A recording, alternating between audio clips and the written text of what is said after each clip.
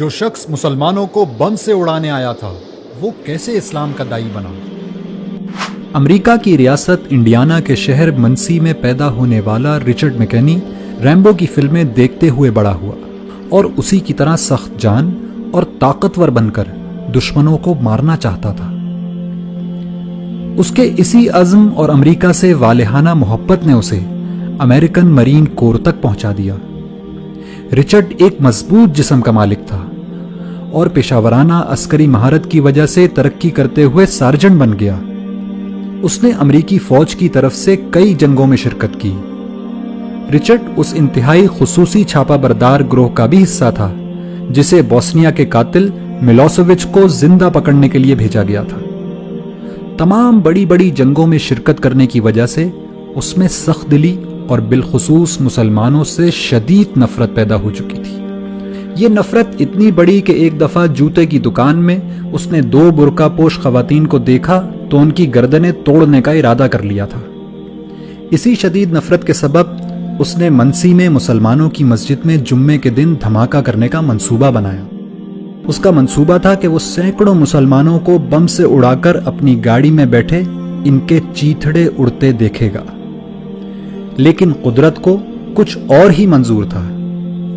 مسجد کو بم سے اڑانے سے پہلے اس نے آخری دفعہ اسلام اور مسلمانوں کو جاننے کا فیصلہ کیا۔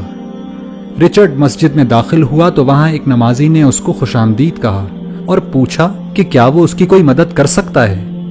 رچرڈ نے اس شخص سے اسلام کو جاننے کی خواہش ظاہر کی، چنانچہ اس نمازی نے اس کو قرآن مجید دے دیا اور کہا کہ آپ اس کو پڑھیے اور پڑھنے کے بعد جو سوالات آپ کے ذہن میں پیدا ہوں وہ ہم سے پوچھ لیجئے گا۔ چنانچہ رچرڈ قرآن پڑھتا گیا اور مسجد جا جا کر سوال کرتا رہا، یہاں تک کہ 2 مہینے بعد دنیا نے قرآن کا یہ معجزہ بھی دیکھا کہ وہی شخص جو کل مسجد کو بم سے اڑانے کی تیاری کر رہا تھا آج وہیں کلمہ شہادت پڑھ رہا ہے۔ رچرڈ اس مسجد کی انتظامی کمیٹی کا 3 سال تک صدر رہا اور آج مایوسی اور نفرت کے شکار لوگوں کی کاؤنسلنگ کرتے ہوئے امریکہ میں اسلام کی دعوت لوگوں تک پہنچاتا ہے۔ ایک انٹرویو میں رچرڈ نے بتایا کہ قرآن کی اس ایک آیت نے اس کی زندگی تبدیل کر دی کہ جس شخص نے کسی ایک شخص کی جان بچائی اس نے گویا پوری انسانیت کو بچا لیا۔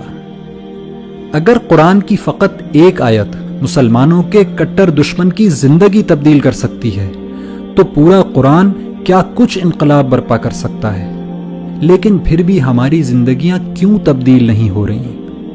اس کی وجہ صرف ایک ہے کہ رچرڈ نے قرآن کو پڑھا اور سمجھا، لیکن ہم قرآن کو صرف پڑھتے ہیں، سمجھتے نہیں، ورنہ یہ ممکن ہی نہیں کہ رچرڈ کی طرح ہماری زندگیاں بھی تبدیل نہ ہوں۔